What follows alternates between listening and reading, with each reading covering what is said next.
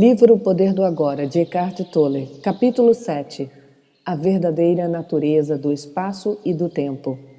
Pense agora no seguinte: se não existisse nada, só o silêncio, ele não teria nenhum significado, porque você nem ia saber o que era aquilo. Só quando o som apareceu é que o silêncio passou a ter um sentido. Da mesma forma, se só existisse o espaço, sem nenhum objeto, ele também nada significaria para você. Imagine-se como um ponto de consciência flutuando na imensidão do espaço, sem nenhuma estrela, nenhuma galáxia, somente o vazio. O espaço não teria imensidão, ele nem estaria ali. Não haveria velocidade, nem movimento de um ponto para outro. São necessários ao menos 2 pontos de referência para que a distância e a velocidade possam ter um significado. O espaço só passa a ter um significado no momento em que a unidade se transforma em 2 e em que, como 2, se transforma em 10.000 coisas, que é como Lao Tse chama o mundo manifesto. É assim que o espaço se amplia cada vez mais. Portanto, o mundo e o espaço surgem no mesmo momento. Nada poderia ser sem que houvesse o espaço, ainda que o espaço não seja nada. Mesmo antes que o mundo existisse, antes do Big Bang, se você preferir, não existia nenhum espaço vazio esperando para ser preenchido. Não existia nenhum espaço, assim como não existia coisa alguma. Só existia o não manifesto, a unidade. Quando a unidade se transformou em 10.000 coisas, o espaço, de repente, mostrou que estava ali, permitindo que as 1.000 coisas existissem. De onde ele terá surgido? Será que Deus o criou para acomodar o mundo? Claro que não. O espaço é coisa nenhuma. Portanto, ele nunca foi criado. Saia de casa em uma noite clara e olhe para o céu. As milhares de estrelas que podemos ver a olho nu não passam de uma fração infinitesimal do que existe lá por cima. Os telescópios mais potentes já conseguem identificar 1 bilhão de galáxias, cada uma formando um mundo isolado, contendo cada um bilhões e bilhões de estrelas. Ainda assim, o que inspira mais respeito é o próprio espaço sem fim, a profundidade e a quietude que possibilitam que toda essa grandeza exista. Nada poderia inspirar mais respeito e grandiosidade do que a inconcebível imensidão e quietude do espaço. E ainda assim, o que ele é? Um vazio, um imenso vazio. Aquilo que se apresenta para nós como espaço no nosso mundo percebido através da mente e dos sentidos é a forma exteriorizada do próprio não manifesto. É o corpo de Deus, é o grande milagre, e o grande milagre é que essa quietude e imensidão que permitem o universo ser não estão apenas lá no espaço, estão também dentro de nós. Quando estamos inteira e totalmente presentes, nós o encontramos como o espaço interior e sereno da mente vazia. Dentro de nós, ele é imenso em profundidade, não em extensão. A extensão espacial é, em última análise, uma percepção distorcida da profundidade infinita, uma característica da realidade transcendental única. De acordo com Einstein, o espaço e o tempo não são coisas separadas. Não entendo muito bem, mas acho que ele está dizendo que o tempo é a 4ª dimensão do espaço. Ele chama isso de o continuum do tempo e espaço. Sim.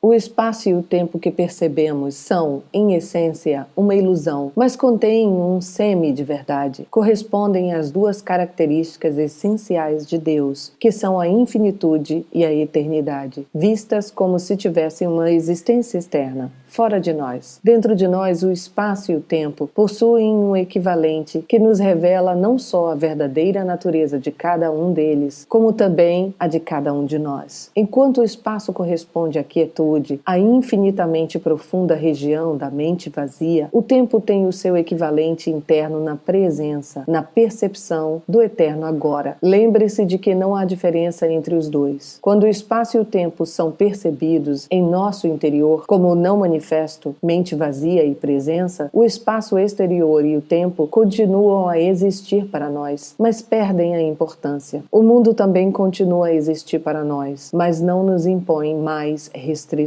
Portanto, o objetivo final do mundo não está dentro do mundo, mas na transcendência do mundo. Assim como nós não teríamos consciência do espaço se não houvessem objetos no espaço. O mundo é necessário para que o não manifesto seja percebido. Talvez você tenha ouvido do ensinamento budista, se não houvesse ilusão, não haveria a iluminação. É através do mundo e, em última instância, através de você, que o não manifesto é reconhecido. Estamos aqui para tornar possível que o propósito divino do universo se revele. Veja só como você é importante.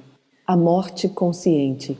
Além do sono sem sonhos, de que já tratei, existe mais um portal involuntário. Ele se abre, por breves momentos, na hora da nossa morte física. Mesmo que tenhamos perdido todas as outras oportunidades de alcançar a realização espiritual durante a vida, um último portal vai se abrir para nós, imediatamente após o nosso corpo ter morrido. Existem inúmeros relatos de pessoas que descreveram esse portal como uma luz radiante, depois de regressarem do que é comumente conhecido como experiência de quase morte. Muitas pessoas falam também de uma sensação de serenidade abençoada e de uma paz profunda. Em o livro tibetano dos mortos, ela é descrita como o esplendor luminoso da luz branca do vazio, que seria o nosso verdadeiro eu. Esse portal abre-se apenas por breves segundos e, a menos que você tenha encontrado a dimensão do não manifesto durante a vida, provavelmente o deixará escapar. Muitas pessoas carregam uma grande resistência residual, muito medo,